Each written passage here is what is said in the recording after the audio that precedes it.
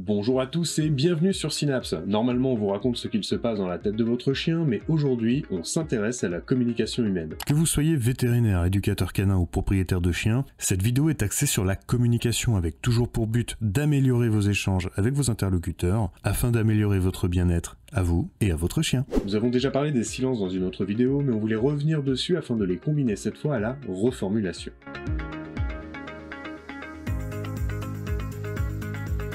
Au cours de l'entretien, se permettre des silences est souvent extrêmement utile. Bien souvent, l'arrêt complet des échanges induit un malaise pour celui qui le subit et il est rare que ce vide ne soit pas comblé. Ce silence peut intervenir à tout moment dans les échanges et donc durant la consultation. D'ailleurs, les bénéfices sont nombreux, aussi bien dans la vie de tous les jours que dans les consultations. En général, dans un groupe, la personne qui parle le moins est considérée comme capable d'écoute, attentive et perspicace. Elle semble être la personne de confiance qui est capable de garder un secret. Son côté mystérieux lui confirme même parfois un certain charme. Pour le silencieux, cette attitude favorise l'écoute et le recueil d'informations. La prise de parole est facilitée par la personne qui parle peu, car son avis reste attendu. Durant la consultation, le silence est redouté, et le plus souvent, vos interlocuteurs vont réagir et tenter de combler le vide. Le silence devient remarquable après 10 secondes, pesant après 30 et intolérable au-delà d'une minute. Après une question, même ouverte, le silence va permettre de très nombreuses réponses. Il ne faut pas hésiter à le reconduire et ne pas se contenter d'un premier résultat. On vient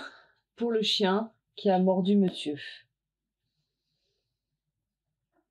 Enfin, juste pincer, pas...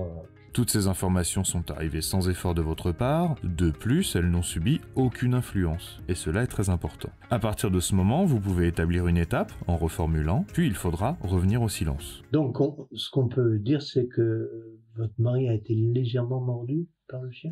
Mais peut-être est-ce trop tôt. Cette reformulation est une technique qui doit être soulignée, certes, d'autant plus que reformuler, c'est créer la réalité. Pour citer un exemple personnel, chez un rhumatologue, j'ai dit « j'ai mal au dos, c'est sûrement parce que j'ai un peu trop de poids ». Et il m'a répondu « donc, le fait d'être obèse vous empêche de guérir ». Je suis pas gros. Vous n'êtes pas obligé d'être aussi violent que lui, mais au moins vous voyez l'idée. Il a reformulé mes propos. Il s'agit de redire avec des mots plus précis, car plus techniques, ce qui a été décrit par les clients. Cette reformulation doit être fidèle, mais peut légèrement dépasser les propos. Vous pouvez aussi ajouter... Donc, si je comprends bien, vous n'avez pas la même perception de cette morsure. Pourtant, dans notre exemple, cette reformulation est trop précoce. Attendez encore, la suite va venir. Ne craignez rien, un silence peut durer plus d'une minute sans que ce soit un souci. Enfin, pour celui qui l'impose. Vos clients ne supporteront sans doute pas, ils vont donc poursuivre. Oui, c'est pour moi, voilà, mon chien, il jouait, quoi. Oui, enfin, ton chien il jouait, c'est surtout que ton chien, t'es tout le temps en train de l'embêter, t'es tout le temps sur ses côtes, il a pas un moment à lui... C'est pas grave, non, c'est... Bah, tu t'es fait mordre, voilà. Après un temps, il faudra reprendre la main et il faudra reformuler. Cette reformulation est un excellent moyen de manifester votre écoute et sa qualité. Toutes les enquêtes montrent que si le praticien reformule, le client le déclare comme attentif et loue la qualité de son écoute. Montrons que ce silence peut être utilisé au cours de consultations et qu'il s'impose souvent pour ne pas bloquer les révélations que désirent nous faire les clients. Voici un exemple d'une longue description qu'il ne faut pas interrompre. Imaginons qu'un client se lance dans la description de ses sorties avec son chien. Si vous le guidez, il va valider votre demande et vous allez devoir lui arracher chaque information, chaque renseignement un à un. Si vous le laissez parler, il va décrire les faits jusqu'à ce que vous validiez. Chaque fois que vous désirez qu'il revienne à l'essentiel, vous pouvez valider, puis refaire un silence. Bon, dites-moi alors, comment ça se passe votre journée avec le chien ? Vous voulez parler des promenades ? Bah écoutez, les promenades, c'est simple. Moi, j'adore l'emmener au jardin public. Bon, sauf quand il pleut, évidemment, et quand il pleut beaucoup. Et sinon, on a un moment privilégié quand on va à la mer. Bon, le problème, c'est que la mer, après, il faut le rincer, il met de l'eau dans la voiture, donc c'est vrai qu'au final, on n'y va pas souvent. Oui, c'est assez rare, en fait.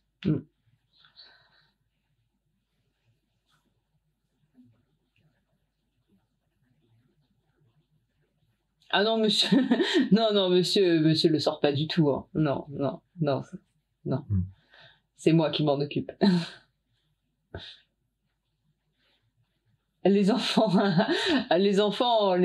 bah, parfois ils le prennent pour jouer à la balle, mais sauf que le chien a envie de jouer avec la balle, et ça les enfants ils aiment pas, donc ils rentrent le chien dans la maison, et puis après le chien pleure, donc non, c'est pas un moment agréable de toutes les façons. C'est pour les enfants qu'on avait pris le chien évidemment, mais au final c'est moi qui m'en occupe en fait. Comme les courses, comme le ménage, comme les repas. Oui, c'est souvent comme ça dans les familles.